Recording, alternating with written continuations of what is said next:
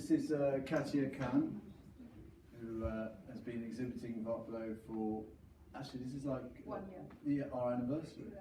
Yeah, and she has been brought some very unexpected things to the party, and I'm very proud to hand you over to Katia to talk about her work.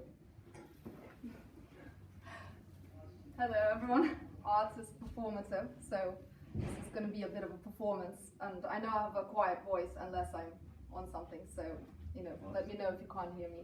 I'm dedicating this song to an experience that inspired this work. I don't think anyone will understand the words, but it doesn't matter.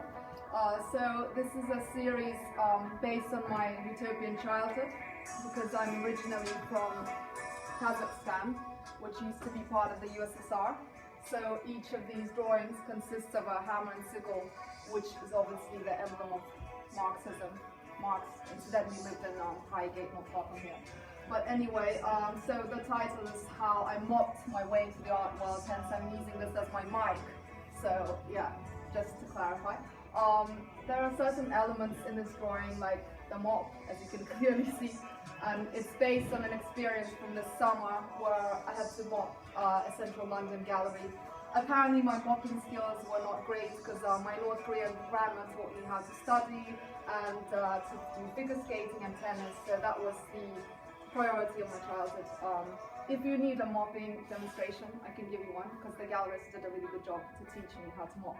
Apparently I have to mop in vertical lines and not just like haphazardly, which what I usually do. Can we have a demo?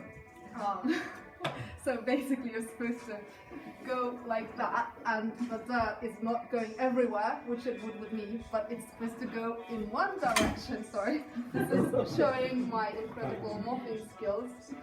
Anyway, so I've done also, thank you. Yeah, I've also done, actually I need the other part of the mop. Yeah. Just keep going. Okay, so I did a video in Regent's Park with Ben's amazing Art Below initiative, and I have 15,000 views of me dancing with a mop. I'm going to save you the trouble from seeing how it's done, but some critics have pointed out that I seem to be slightly needy and attention-seeking, which is totally fine, but I just want to clarify that the point of this video was to be self-deprecating and to ironize my own inadequacy and my inability to fit into society, and not as opposed to being needy. Obviously I'm glad I got a lot of views, but that wasn't the point. And okay, so moving on. As you can see, this is my bunny avatar with a gallerist that I met a while ago, and I'm dedicating this whole drawing to the experience that he evoked, which is I went on a trip with him, and in a desperate need to get my art into his gallery, I was involved in a psychedelic gangbang just to please the gallerist. I'm currently seeking therapy, so if you want to talk to me about that later, I can direct you to a good therapist to see. But this is the first time I'm sharing it in public, and I just don't want to be like secretive and hide all the things you have to do to be an artist. So I'm kind of like ironizing that. And the basic landscape is from Hieronymus Bosch, Garden of Delights, and all the characters that I've come across in London, including the artist Ed Fanellis, who did these cartoons. So moving on to these two drawings based on my relationship with Ed. So this one, we went to see Blade Runner for our 1 year anniversary, because I met him 1 year ago. It was the #1 Blade Runner, and as you can see, it consists of the same set of patterns with the Blade Runner eye, and that's me and him in the Brunel tunnel, me trying to seek my childhood as always, because that's my existential aim. And it's commenting on Stranger Things, which I got really into this summer. So I'm looking for the Demogorgon like Will Byers, but instead it's a symbol of my childhood. So I just want to end by saying, please check out all my other shows, possibly at Chelsea Society, Creative Visualization, but hopefully I'll get in. And also Micro Arts this Thursday at 6 p.m. to see my video art piece about Ed as well, Younger Heart. And lastly, I had something else. So coffee, cakes and kisses and so on. I've got postcards as well. All right, but I want to put you over to Terence because I think Terence has got something to contribute to this. Well, first of all, I'd say congratulations on the outfit. It looks rather amazing. I think London is one of those few cities in the world where you can go on the underground on a bus wearing that and no one will notice somehow. You know, I think elsewhere they'd make comment, but I suppose in London you can get away with it quite happily. I imagine walking along Brook Street or Oxford Circus, wherever you came from. But no, so that's the first thing. Second thing is it's very interesting actually. Obviously, one needs to understand the whole narrative, get the whole background to make full sense of the work. Because obviously, it's and your work is partly performative and partly visual, like painting on the wall, and the two go hand in hand, do they? Yes, I started doing this recently, but my aim is to evoke an atmosphere. So if the performance is aiding the atmosphere, then I'll do that. But my prime kind of type of art is drawing and painting and film. But do they always go together, or can they be quite separate? Well, it's started fusing together recently because I realised my life is an art form in itself because I kind of attract absurd circumstances, as one does.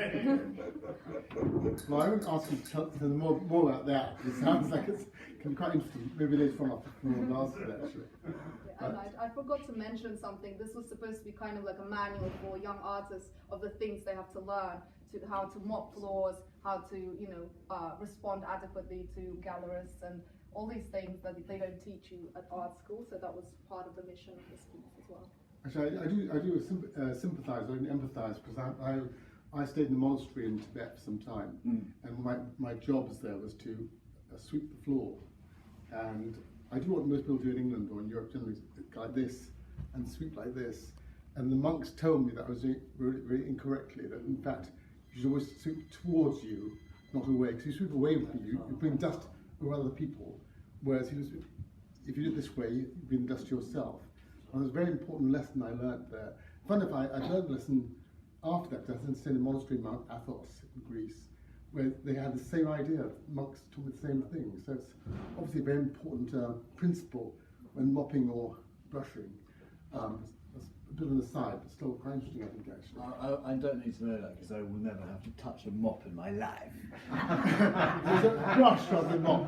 But anyway, I want to say though that when we had the opening night here, Katia showed me this video of her at Regent's Park Station with the mop. Can I do it?